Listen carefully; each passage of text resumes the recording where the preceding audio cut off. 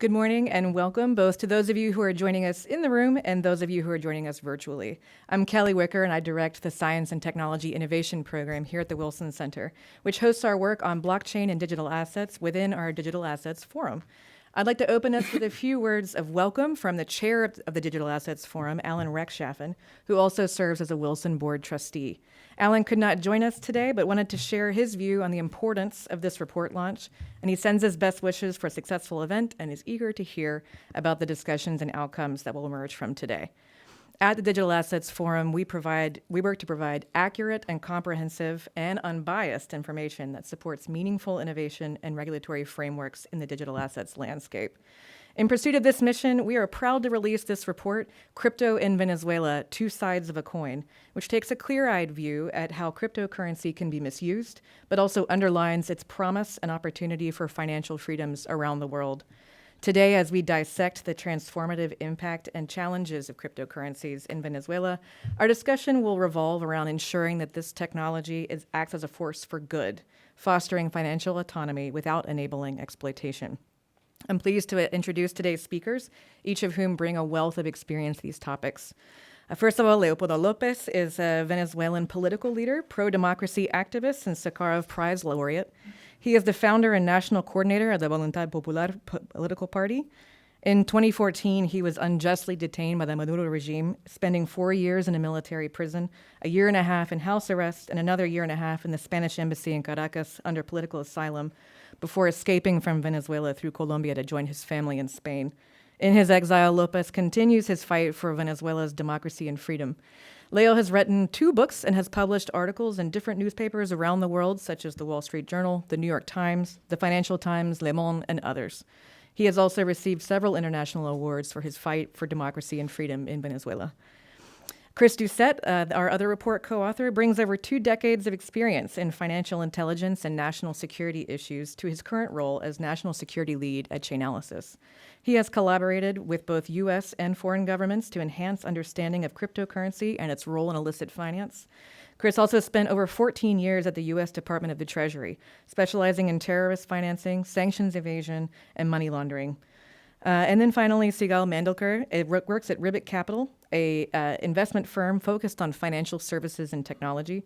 Prior to Ribbit, she served as Undersecretary of Treasury for Terrorism and Financial Intelligence and as Acting Deputy Secretary. As Undersecretary, Sigal supervised 4 main components of Treasury: the Office of Foreign Assets Control, the Financial Crimes Enforcement Network, the Office of Intelligence and Analysis, and the Office of Terrorist Financing and Financial Crimes.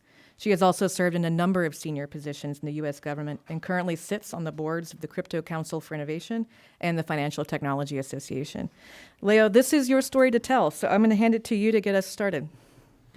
Thank you. Thank you very much, Kaylee. Thank you very much to the Wilson Center, to Chris, to Sigal, to all of you for being here, and hello to everybody who is joining us online. So crypto adoption in Venezuela, 2 sides of the coin. As Kaylee was saying, I left Venezuela at the end of 2020 against my will after spending 7 years in confinement. And being in exile, I had many conversations about the use of crypto. The reason why is because in 2020, we in Venezuela used this tool in order to provide direct support to the Venezuelan people through a program called Heroes of Health. We were able to provide direct support during COVID to almost 70,000 medical doctors and nurses. And the only way to do it was by using crypto.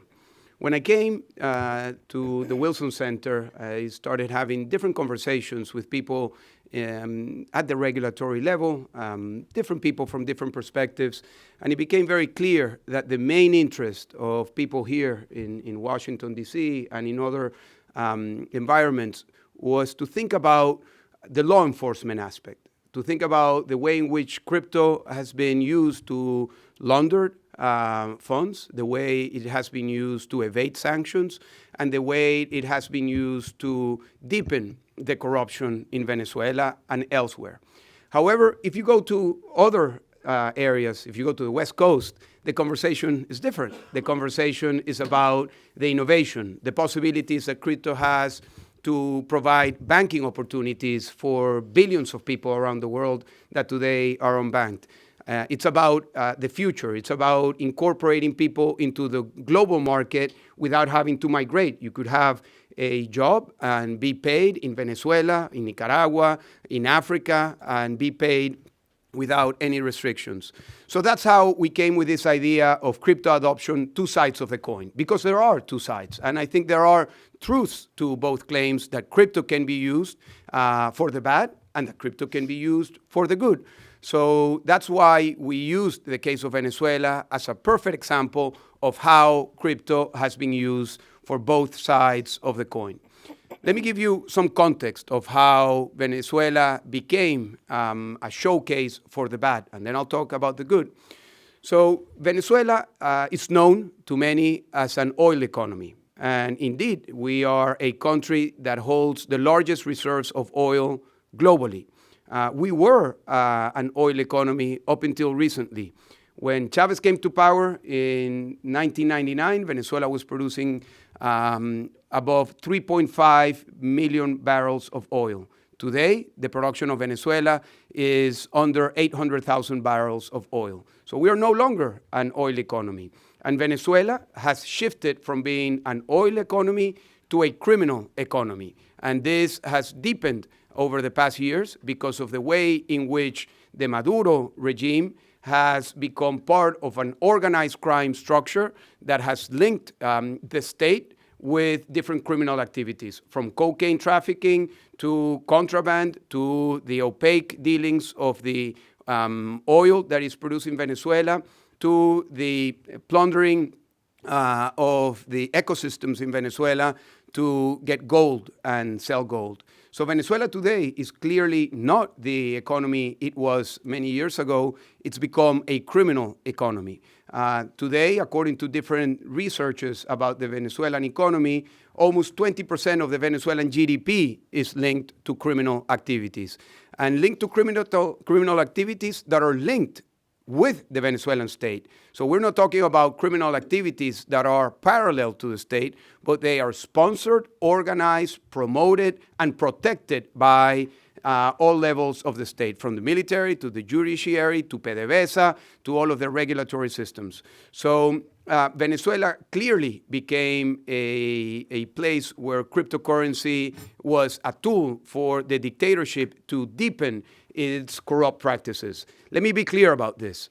Venezuela started a corrupt path many, many years ago. It's not because of crypto that Venezuela has been able to provide alternatives to corruption. Venezuela was destroyed because of corruption. Our country today is suffering what we are suffering because of the dismantling of democracy that led to the dismantling of the economy, that in itself led to a profound humanitarian crisis, that itself led to the largest migration crisis in the world, not just in the Americas, in the world. 8 million Venezuelans today, out of a population of 30 million, are living outside our country. And this all started with the dismantling of democracy and the practices to manage and control the economy. 2019 marked a very important year. In 2019, there were sanctions imposed on the Maduro regime, sanctions not just to individuals being responsible for committing corrupt practices and violating human rights, torture, killing, disappearance of individuals in Venezuela, and also sanctions to different sectors of the Venezuelan economy. The answer of the Maduro regime was to promote what it was called the anti-blockade law. This anti-blockade law was the framing of the dismantling of the administrative state in Venezuela. So just to put it clearly, all the controls that remained, the Venezuela oil industry was already very corrupt, but the little controls that remained in order to sell the oil, to get paid by that oil, and to have some accounting about that oil was completely dismantled. So using this law, the industry in Venezuela became completely privatized, not in a legal way, but in a very corrupt way. So the way in which oil was being sold in order to evade sanctions was at many times using cryptocurrency. And this became known amongst Venezuelans, and it became very obvious to the Maduro regime. So last year, in March of 2023, Maduro detained and imprisoned almost 100 people that were linked to both PDVSA and to the cryptocurrency regulatory agency. Of those people that have been detained, at least 3 of them have been tortured and killed. Why? Because they are looking for the information of where the money is. It's very important to understand that this initiative of the Maduro regime to go after some of its own people, including Tarek El Aissami, who was the vice president of Maduro, who was Minister of Interior, who was at the time Minister of Oil, and now is in prison. It's not about justice. It's not about transparency. It's about the conflict amongst criminal groups. It's about the treasure hunt that Maduro is doing in order to get the funds that were stolen from him. But let's be very clear about this. These corrupt practices continue in Venezuela. The names have been substituted, but the practices continue. So today we will see, and I thank very much my friend and co-author Chris, we will see in some detail how does this work? Because for more than a year now in Venezuela, we've been listening about the crypto PDVSA case. But this is a black box that nobody really understands what's beneath it. Nobody really understands crypto in the way it works, and much less the way in which the Maduro regime has been using this technology to evade sanctions and to launder funds and to continue the corruption. So we will see some examples of how this is being used by the Maduro regime. But we didn't want to focus only on the bad side, as I said at the beginning, because there is a bright side. Hundreds of thousands of Venezuelans today are using crypto. And they are using crypto for different reasons. The main reason is to protect themselves from hyperinflation. Venezuela, it's a case like no other in terms of economic mismanagement, and the direct result of that economic mismanagement to the Venezuelan people has been a massive hyperinflation that was on the millions in the year 2016 and 2018. So Venezuelan people had to figure out how to protect their money. And they found in cryptocurrency a way to store the value of part of the funds that they had. They used different cryptocurrency, they used stable coins, they used Bitcoin. So that was the main use for the Venezuelan people. But it was not only that. There are, as I said before, 8 million Venezuelans who are living outside our country. That's 1 of every 4 Venezuelans. So remittances, that was non-existent only 10 years ago, today is around $5 billion and increasing year by year. So those who are living outside in the US, in Europe, in other Latin American countries need to figure out ways to get those remittances to the Venezuelan people. And there are different ways. There are the traditional ways that are very expensive, and there are ways that the regime has put together that it's also very expensive, and it exposes the people not only to the person who is sending the money, but it also exposes them to the fact that they are receiving remittances. So remittances is the second positive use case in terms of cryptocurrency. Third, there has been an incredible opportunity to do good humanitarian work in order to provide support to the Venezuelan people. There are several examples, but in the paper we go into detail with one case that we called Heroes of Health.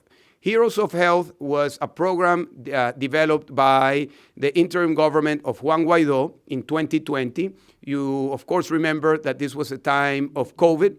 The Venezuelan people were exposed to a dismantled healthcare system. And as we all remember, the World Health Organization insisted that the priority was the people at the front lines, the medical doctors and the nurses. So we figured out a way to get a direct support to medical doctors who were earning at the time $5 per month and to nurses that were earning $3 per month to give them a direct cash transfer during the months of COVID. The only way to do this was by using cryptocurrency. It was a specific cryptocurrency was used, a specific wallet was used, and almost 70,000 medical doctors and nurses were beneficiaries of a direct monthly support in cryptocurrency. This case was very important because it was the first time that OFAC, Treasury, gave a license to use crypto. So the first time the US government ever talked about crypto was in 2018 when the Petro became known. And then the first license that was ever given was in 2020 for the program Heroes of Health. Today, cryptocurrency adoption in Venezuela continues to grow because of the needs to store value, because of the needs to get remittances, and because of the needs to many organizations to go over the blockade to the civic space in Venezuela. The regime, as it's happening in Russia, as it's happening in Georgia, we saw the protests taking place over the past couple of days, as it's happened in Nicaragua and in many other places, is looking to close the civic space, which means to illegalize NGOs, humanitarian, democracy, and just any type of NGOs. So hundreds or even thousands of organizations are being left with no alternative but to look to a technology like this in order to provide the resources for their programs. So it's evident that we face challenges ahead. We face challenges in terms of law enforcement. The question would be how to stop the usage of this technology in order to deepen the money laundering, the sanctions evasion, and the corrupt practices of the Maduro regime. But at the same time, we need to think of ways in which we continue to provide the Venezuelan people, and this would be true also for any autocratic regime, how to provide them with financial independence. And that is why this paper, Crypto Adoption in Venezuela, Two Sides of the Coin, wants to open a conversation about the two aspects of this important technology that is changing for the good and changing for the bad. Technology is neutral. What changes, it's the way it's being used. So thank you very much for the Wilson Center, to Chris, Sigal, Kaylee, for the opportunity of sharing these thoughts with you. Thank you very much.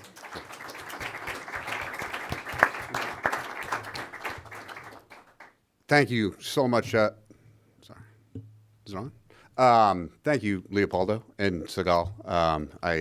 My former Treasury colleague.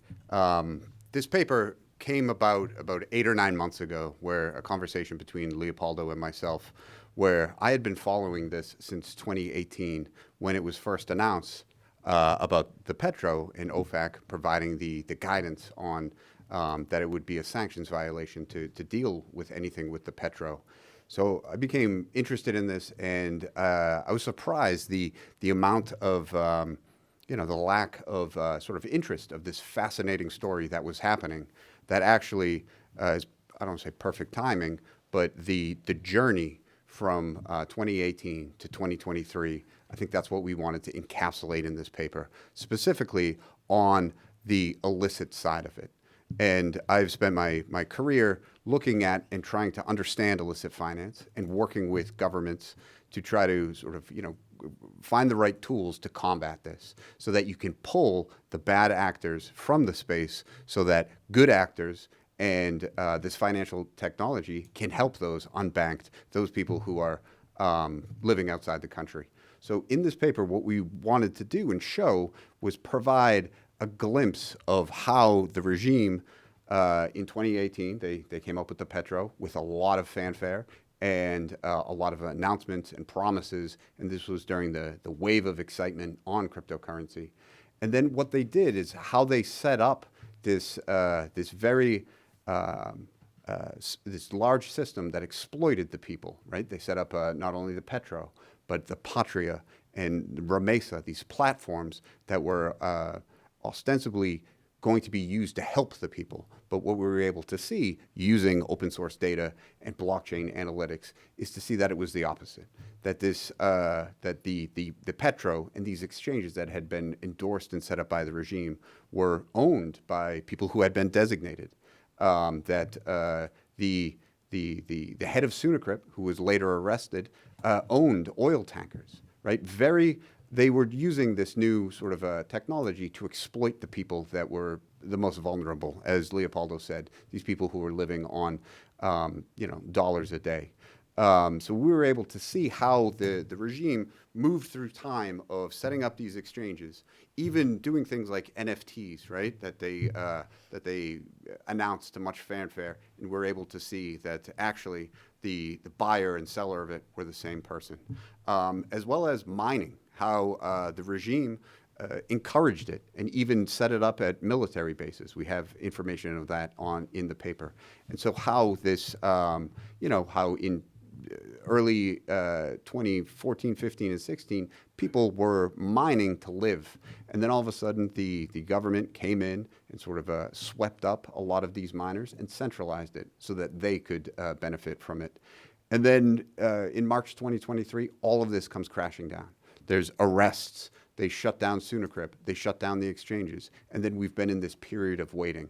But while it's been sort of up in the air from the government side, we're able to see where this money has gone, how that they've used it, using stable coins, using exchanges, and using this new financial technology to launder money for those, the regime, and escaping with anywhere between $2 and $26 billion.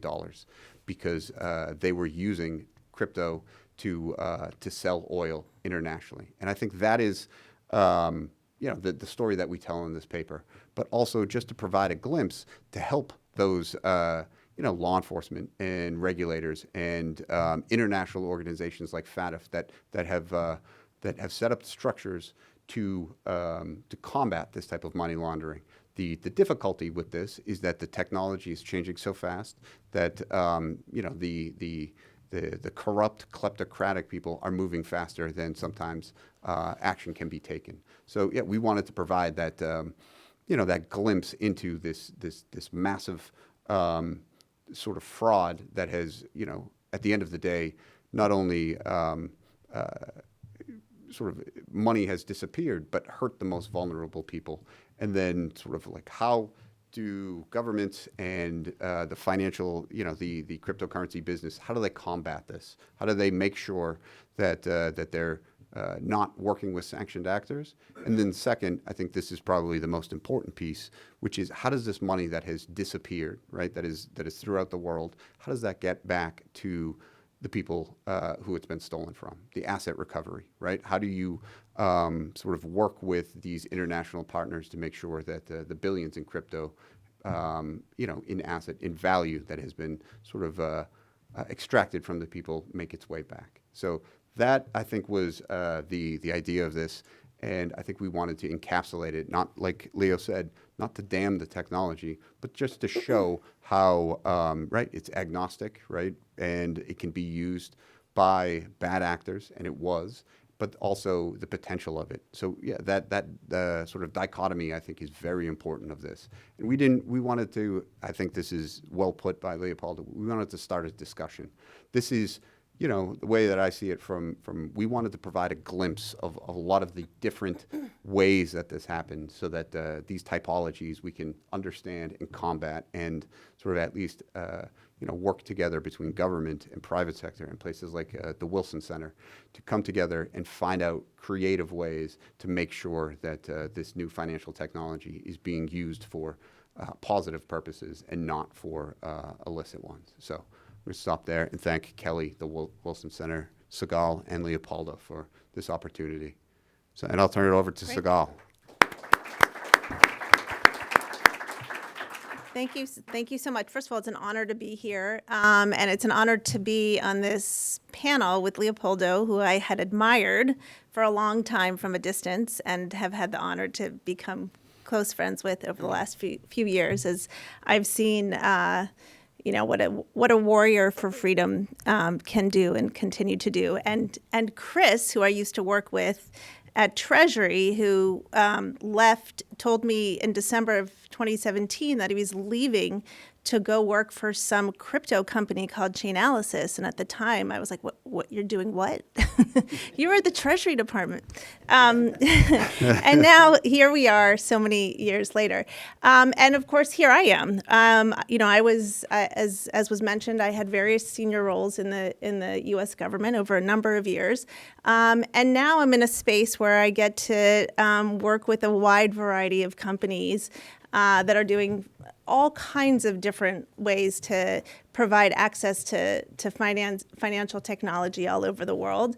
And crypto, of course, is one of them. And I thought, because they already said everything I was going to say, I thought I would take a step back just to talk a little bit about what is cryptocurrency. You know, it's so often the case that when we see crypto in the headlines, it's attached to criminal activity because that's what's sexy to report on. But I actually see it in a very, very different way. I had an aha moment a couple of years ago with respect to crypto when somebody showed me a chart that walked a timeline, really, that walked through the different points in time in which different parts of our global financial infrastructure had been stood up. And the remarkable thing about that chart, so we're talking about the major banks, DTCC, SWIFT, all of those things that we know are vital to our global financial infrastructure. The remarkable thing that I noticed on that chart was that the vast majority of those pillars of our financial infrastructure were born in the pre-internet phase. So think about that for a minute. In the pre-internet phase, which also means that they were born on very old programming language, right?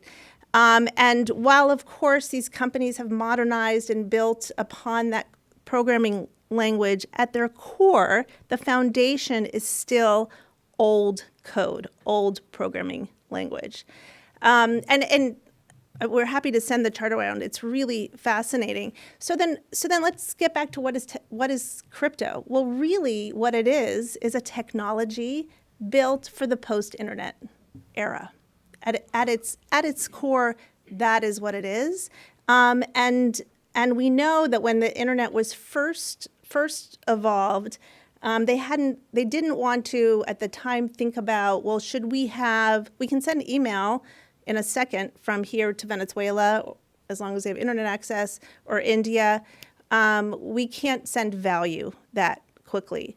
And so what's happening in this space really is a lot of developers, computer scientists, engineers, PhDs, who are working day and night to modernize our financial infrastructure, our creator economy, all kinds of different ways in which we can participate in the post-internet world. Of course, now everybody's talking about AI, but crypto is still very much a big piece of that. And at the same time, as it's evolving, this internet of value, there are people like me and Chris and Leopoldo who are also thinking about, well, how do we protect it so that bad actors can't use and abuse it on the one hand, and on the other hand, how do we ensure that from a humanitarian perspective, from a financial freedom perspective, from a modernization of our systems to make financial transactions much quicker, more efficient, less costly for people all over the world, how do we protect that too? And the beauty in the report that Leopoldo and Chris wrote is that they talk about both sides of that coin, so to speak. Another piece of it, as someone who oversaw much of the sanctions on Venezuela when I was at the Treasury Department, I think it's also important to realize and to recognize in this space that Maduro and his cronies have been able to launder money, as Leopoldo could tell you, in dramatic ways for a very, very long time, right? These are drug kingpins. I mean, we would sanction targets and we would seize airplanes and properties in Miami that had been used, right? They're proceeds of drug cartels and the like. When they saw crypto, I think they saw, okay, we know that we're now cut off. They're cut off from the U.S. financial system, number one. So if that's the case, well, maybe we should find all kinds of new ways to launder money, because it's not as easy to do that as it was before in cash. And that's when we saw, the advent of the petro, for example, and we at Treasury and really the administration very quickly moved on that, and we issued an executive order to bar U.S. entities from being able to transact in the petro. At the time, actually, I can tell you personally, we never thought it was going to be successful, but we might as well bar it along with all the other things that we were barring that were so critical and connected to the Maduro regime. And the other thing that's really important to understand with crypto, when they do use it, you can see where it's going. And as long as you have sophisticated law enforcement and regulated exchanges in other jurisdictions, if they send it to a country that has that level of sophistication, the odds that we'll be able to seize it and then return it back, the money, much of which was stolen from the Venezuelan people, just increase. Of course, we're still on that journey of getting countries down that path, but that was another thing that we focused on very, very extensively when I was at Treasury, and that continues to be a focus of the current administration. The one final point I'll make, which Leopoldo already spoke about, is on the humanitarian side. I can tell you when we issued the PDVSA sanctions, and even before that, of course, we were very concerned about how do we get aid into Venezuela from a humanitarian perspective. If you will remember, there were big ships of aid that were sent to the border to see if we could get aid into Venezuela in that way. And of course, Maduro wanted nothing of that. He didn't want any help from he didn't want his people to have help, I should say, from the U.S. government. He was sitting high and mighty on top of his piles of cash. So that didn't work. And the other thing that we did when I was at Treasury is we issued a general license connected to humanitarian aid that was the most forward-leaning general license on humanitarian aid I think we had issued in any of our programs, because it was so important to us to make sure that people could still send money back home, that the NGOs would be able to operate.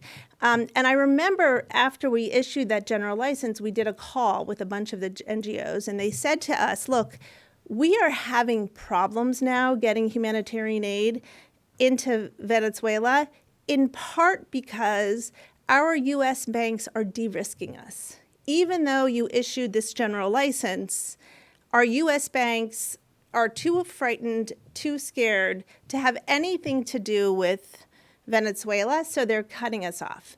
And at the time I said, well, have them call us. That's ridiculous. You shouldn't be cut off. But of course, we can't tell a bank who they should bank and who they shouldn't bank. It doesn't work that way. I think all of that then led to the program that Leopoldo was talking about, where the U.S. government, in fact, decided to use stable coins to get aid onto the front lines of those doctors and nurses who were working on COVID. And those means of delivery of aid, I think, should be explored. They have been in other parts of the world, but not sufficiently. I think that was a very good test case. Some of that is continuing to happen. It's an amazing way to support freedom. It's an amazing way to support people in crisis all over the world. It's very transparent. It's traceable. You can make it programmatic. You can use smart contracts to do all kinds of interesting things. So, in my view, this is an avenue that needs to be pursued. The one last thing I'll say, and Leopoldo touched upon it, about this new layer of value, the global internet of value, that is also remarkable, is that it allows people in from the United States, Venezuela, Europe, you name the country, it allows all of them to participate in the same economy together, right? You can have developers from all over the world working to develop on top of this global blockchain, working to develop all sorts of different applications and use cases so that incredibly talented people in Venezuela can work with very talented people in Washington, D.C. or Silicon Valley or Texas or you name it, and build companies and businesses together in a way that can really thrive. So yes, without a doubt, there's a lot of money laundering that we've seen, but there's always money laundering. Money laundering happens across a wide spectrum of avenues. This is one of them. So is oil, so is narcotics, et cetera, et cetera.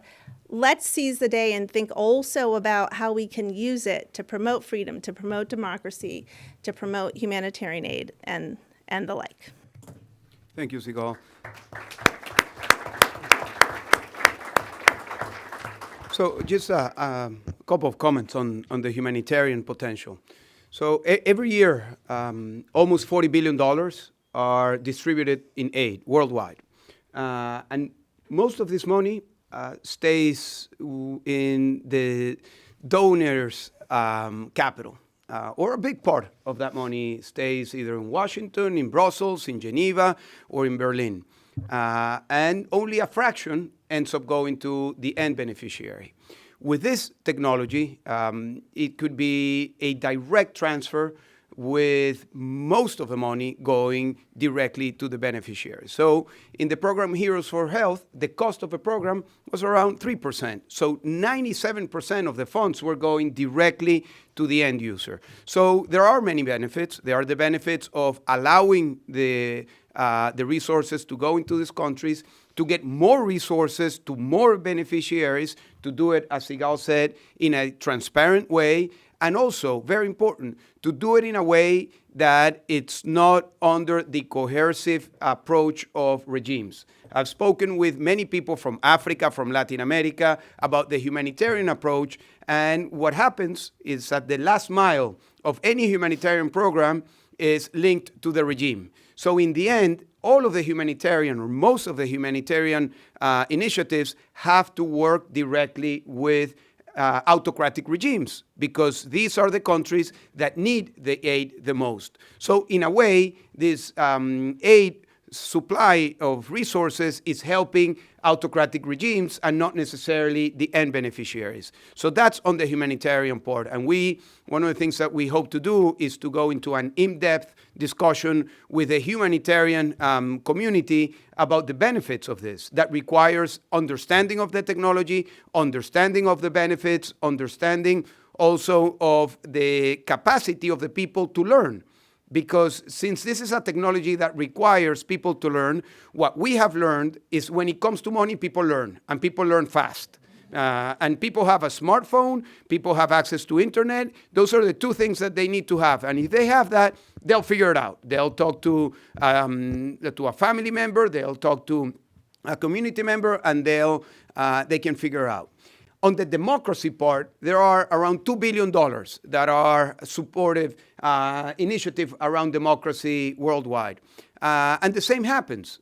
These funds have a very tough way to get to the end beneficiary. Many times, not just tough ways, but also dangerous ways. We have seen how many members of NGOs that are promoting freedom of speech, that are promoting community organizing, movement building, have been the target of the regime and have ended in prison because of receiving support from some initiative or some either government or non-government program that is providing support to their initiatives. So this is also a very important technology that we hope to discuss at length with the community of the democracy community about how this could be a real game changer in terms of the technology. And of course, as we said before, we have the regular citizens. In most countries that are living under inflationary economies are also autocratic.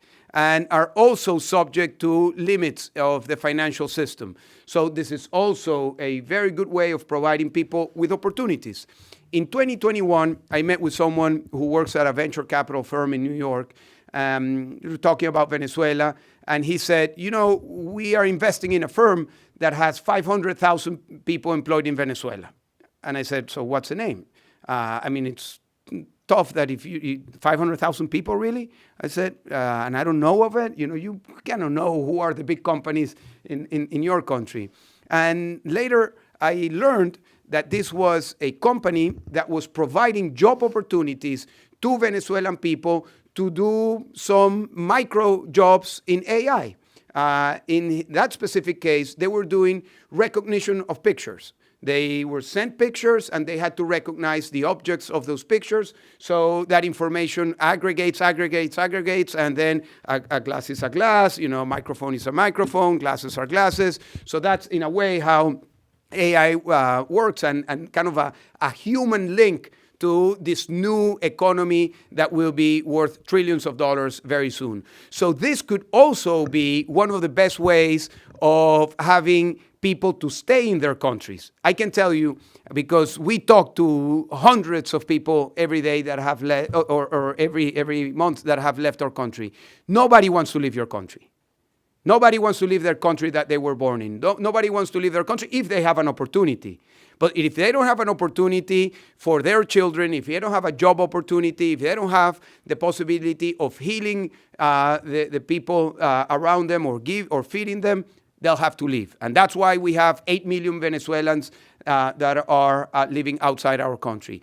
But this technology also provides an incredible opportunity to create jobs that are not being controlled by the regime, that are global jobs, in a way, as Sigal, the true global economy, not the global economy of the governments, but the global economy of the citizens. And this technology is creating already opportunities for the global economy of the citizens. And I believe that if immigration is of big interest, one of the ways to address this issue is by giving people in the countries that are fleeing job opportunities that will have stability, that will be able to care for their family and stay in their countries. So that's on the positive side. And I think, Chris, it would be interesting if we go into some of some of your findings with the oil tankers, the NFTs, the way this has been working. Yeah, just to build on that, and from what Sigal said too, a lot of the financial infrastructure does come from the 1970s. And all of a sudden, this new financial technology is changing very, very rapidly. And what a lot of these autocratic regimes see is an opportunity to not have transactions go through New York. So all of the positive things that we're talking about, and they are, that's where it needs to go. The other side of this, right? The autocratic regimes like Maduro in Iran and Russia and China see this opportunity to rebuild another financial system based on surveillance and their own interests. And I think that is where we want to definitely add fuel to the fire of the innovation that helps with remittances and opportunities and this new digital economy, while at the same time making sure that those bad actors cannot fully take control of this with, through surveillance of NGOs and other things that make it very difficult for people to sort of transact privately and be able to, use money in a way that there isn't that predatory state taking it from them, like we can see in the paper here, where we can just see the billions just disappearing via these exchanges and these SDNs and these drug traffickers and these people who see not the state as a way to better the lives of people, but something to exploit and have the money go elsewhere. And that's probably what I think is the most interesting part of this. It's just the tip of the iceberg of how these regimes are using this new technology that doesn't exist on that old financial infrastructure that uses banks and money service businesses, but instead uses this new financial technology to do those direct interactions. And I think it's very interesting to make sure that we promote all of the innovation of things that can change the lives of all those people who have left and are still there, but also make sure that we cut off these, the people who are abusing this. And I think that's where law enforcement and regulators and the private sector and these businesses work together to pull these weeds from the garden so like the innovation can grow. So. Yeah, I also think that there is a point here about how different autocratic regimes are using this technology. This is not isolated to Venezuela. This is a very similar practice being used by Iran, being used by Russia. Actually, in the paper, we present a specific case of how some Russian individuals were helping Venezuelan officers from PDVSA to use some of these tools in order to launder. So maybe if you can comment on that specific case. No, I think we pull out the quote actually from it where the Russian individuals are very excited because they say it's like texting, right? It's that easy.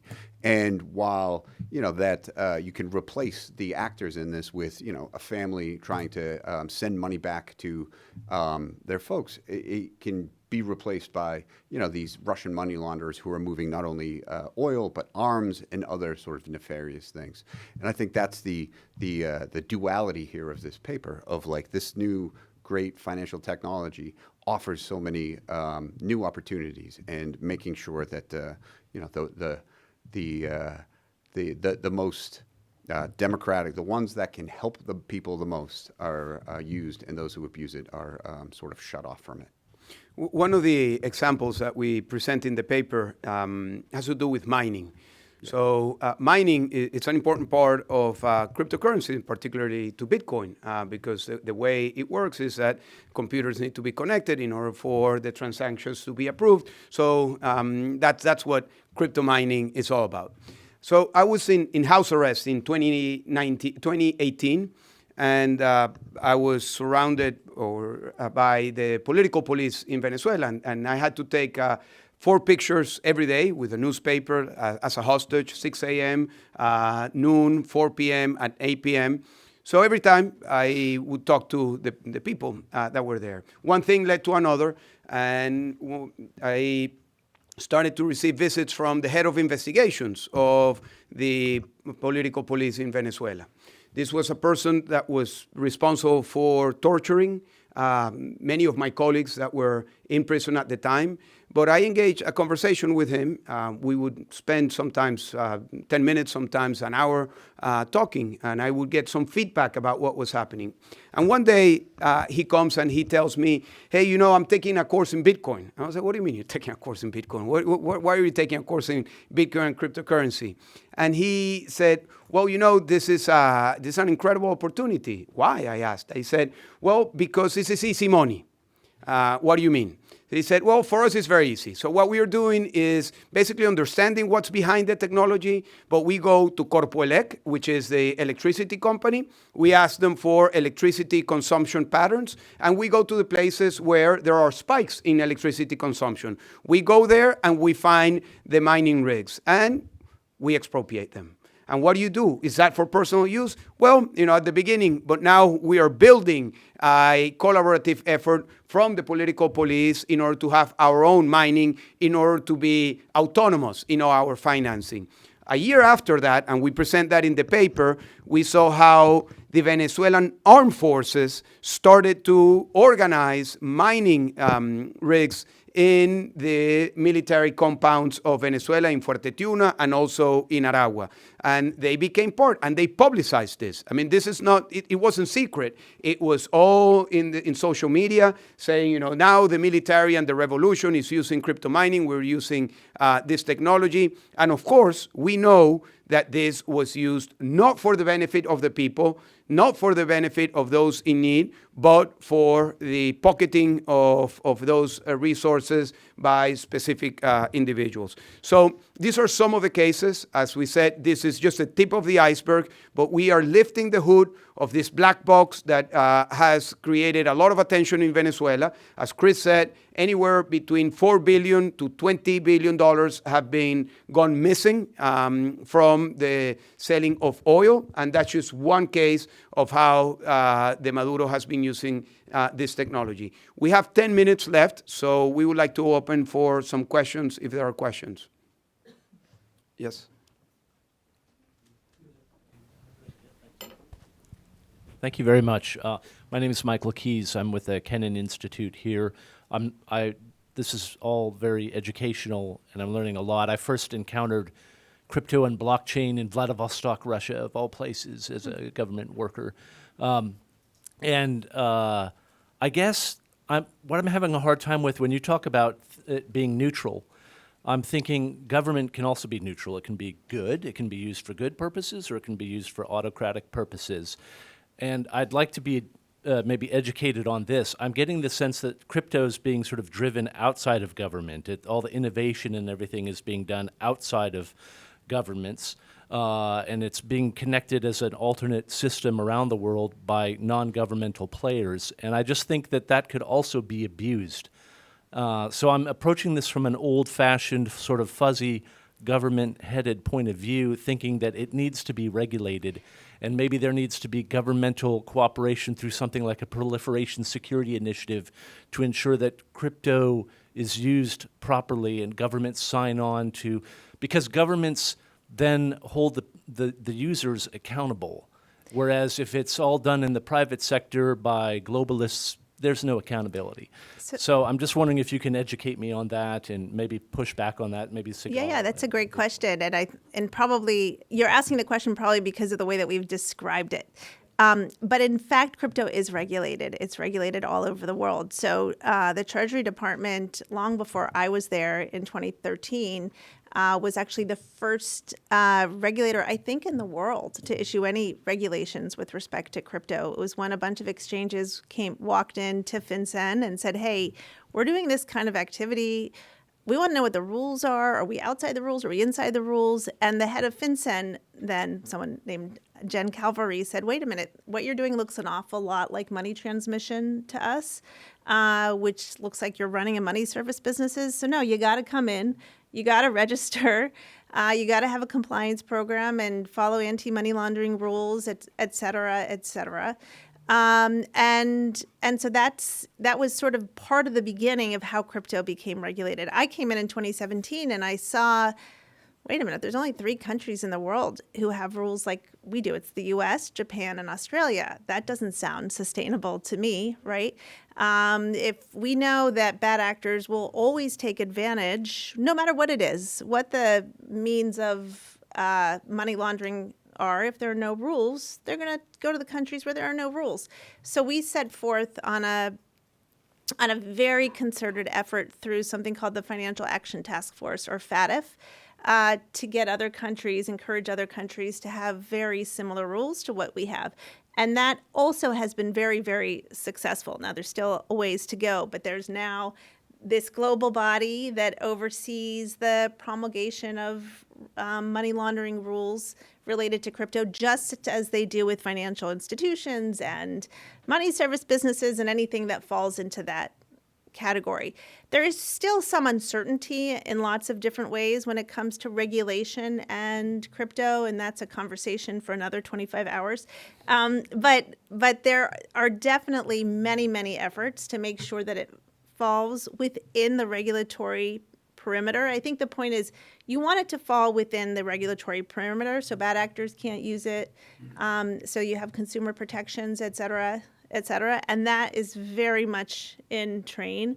But also don't squelch the ability of people to be able to use it for freedom, to build, to build global, to participate in the global economy. And first and foremost, go back to where I started, which is our current system just lives on old programming language. let's take advantage of computer scientists, software developers, et cetera, who are building new frameworks for how we can advance the internet. And this is also another 25 hours of conversation, but let's make the United States the center of all of that freedom and innovation and rules and regulation, because we know that when we do those kinds of things, a lot of other countries will follow. So it's a great point, something we thought about extensively and really pushed big time. Yeah, and just very short comment on that. For us, it's very important to send the message that, yes, regulation has happened, it will continue to evolve, but our message will be to the regulators always to look at the two sides of the coin.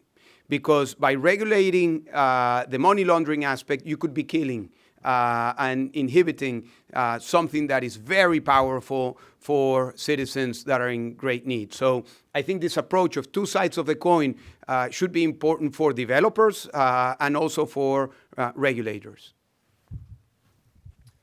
Good morning, Michael Muth, retired Foreign Service, worked with Ambassador Story just before he went to Caracas and Bogota.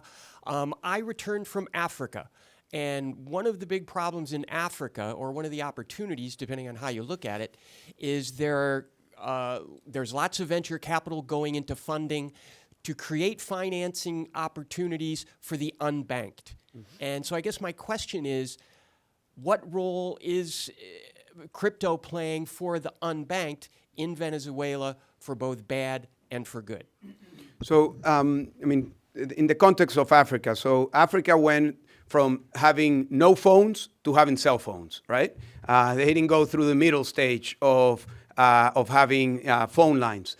And I believe that that is what's going to happen in Africa and in some Latin American countries with respect to banking. You're going to see millions of people going from being not banked to being banked with this technology. So it's happening in Africa, as it is in Latin America and in other places. There are scams, there are misuses of the technology, but as we say in the paper, one of the great challenges for the industry at large is education, is to promote the right education for the people to use the right tools, for them to be aware of what works and what doesn't work. Because, crypto is a jungle. You have thousands of coins. You have thousands of promises. You have a casino out there for people to invest. And that's not necessarily the type of use that is the best for the people to take advantage of the technology. But yes, Africa indeed is one of the places where a lot of the innovation is happening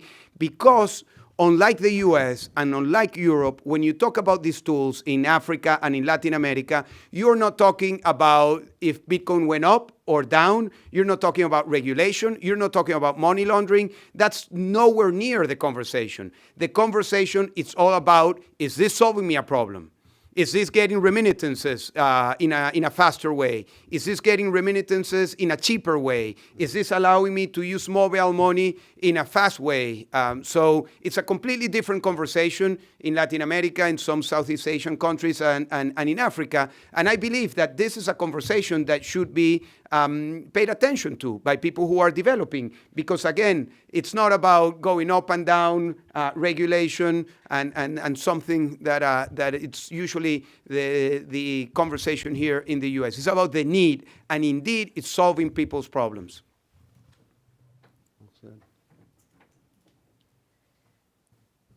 I want to come up and thank you all. I'm so sorry we have run out of time for more questions, but we encourage all of you to get online and read the report. It's available in both English and in Spanish. And please feel free to reach out. We look forward to hosting more work with Leo and on this important topic of crypto for freedoms. So please join me in thanking all of our speakers today. Thank you. Thank you so much and have a great afternoon. Thank you. Thanks to all of you for coming.